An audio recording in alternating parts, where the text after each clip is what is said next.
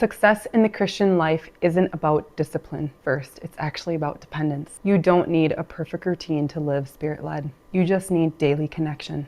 Welcome to part 3 of my series, Rooted in the Holy Spirit, Who He Is and How He Helps Us. Everything we have is a gift to be stewarded. I'm Lise, and here at Be a Blessing Sourdough, we turn those gifts into rhythms. Subscribe to join me on a journey of intentional living and faith-filled stewardship.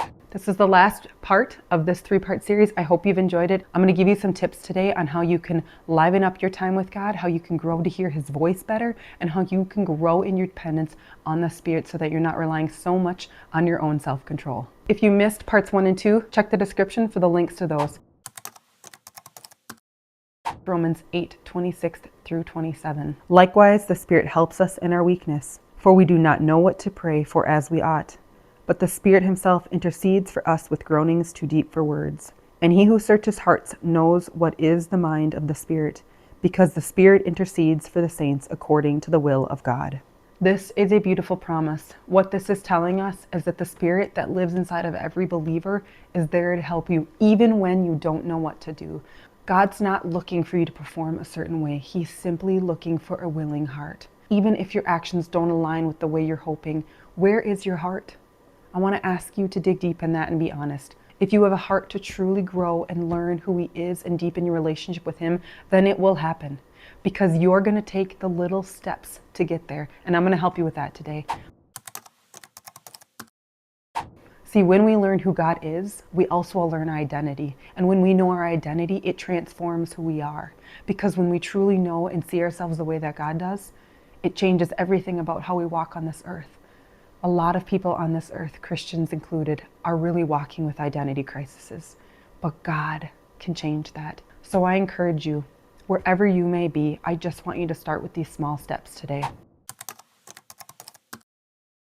First step, in the morning, before you look at your phone, I want you to take a moment and I want you to give the day to God, and I want you to acknowledge the power of the Holy Spirit in your life and ask, say, please, Holy Spirit, today, would you help me walk in your power? And I want you to start praying this every day. And I want you to then pay attention to what little area maybe you saw His strength in a little more, or maybe there's a specific fruit you really want. Maybe it's patience. Then you can specifically pray, Holy Spirit, help me be patient with this today.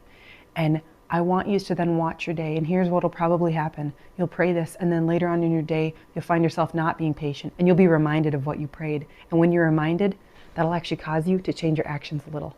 And that's where it starts. It's just these small little things, and before you know it, you'll be growing deeper and deeper in that as you learn to focus more on the Spirit and less on your flesh.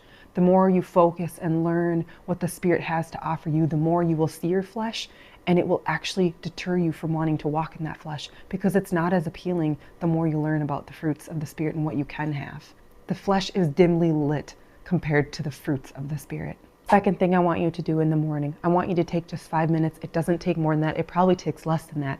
I want you to set your priorities before God. Sit down, or maybe you're on your phone. It can even be when you're getting dressed. Just say, Lord, I have all this on my plate today.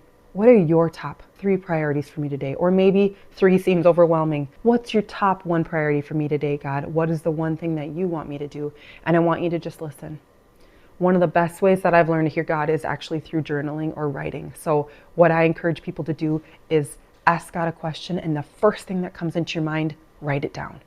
What writing actually does is it allows you to, as you're writing, you can't really focus on other thoughts. It actually tunes you in. It's like our thoughts are this big cloud, like a Wordle, all these words around. But as you go write down one word, it just focuses on that one word. And all of a sudden in this Wordle, you got one big word amidst all the little voices. That's kind of what journaling and writing down what we're hearing from God does for me. It focuses in on that one thing. And what many people find is as they journal and they start to write what they think they're hearing, it will just start to flow. And it's one of the best ways you can learn to hear from God. So I want you to practice not shooing it away. The first thing that comes to mind, I want you to write down.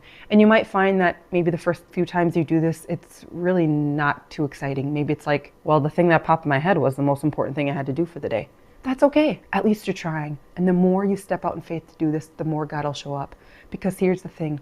God can send an overwhelming thought into your brain at any time, and you will know when it happens. You'll start to see that it's God more and more and more. And I've had some of the most beautiful words come from side-swiping thoughts from God. And if you're looking for a way to easily do this, I've created a free faith-centered daily planning sheet. Get it in the link in the description. This is going to help you start your days by focusing on God, putting your priorities with Him first, and it even gives you space to plan out your whole day. So we talked about the first thing, we're going to invite Holy Spirit in. The second thing, we're going to ask Him for priorities. The third thing, this is something you can work into, but I want you to pick one of the fruits of the Spirit that you really want to grow in. Ask God, what's one thing you can do that day that will allow you to grow in it? Whatever it might be, whatever fruit of the Spirit that you feel you want to grow in, ask God for just one simple thing to do that day. Maybe patience is a matter of today when you're riding in the car and someone is going slow, you back off. And that's your one thing for the day.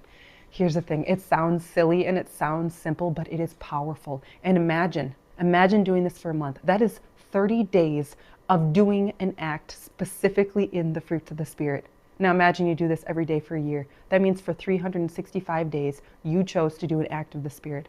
That means 365 times you lived out of the Spirit and not the flesh. And guess what? The more you live out of the Spirit and not the flesh, the more you'll walk in the Spirit and not the flesh. Because whatever you feed is going to grow. Are you going to feed the flesh or are you going to feed the fruit? These are 3 simple things you can do in your morning to set yourself off right. This doesn't take an hour of spending time with God.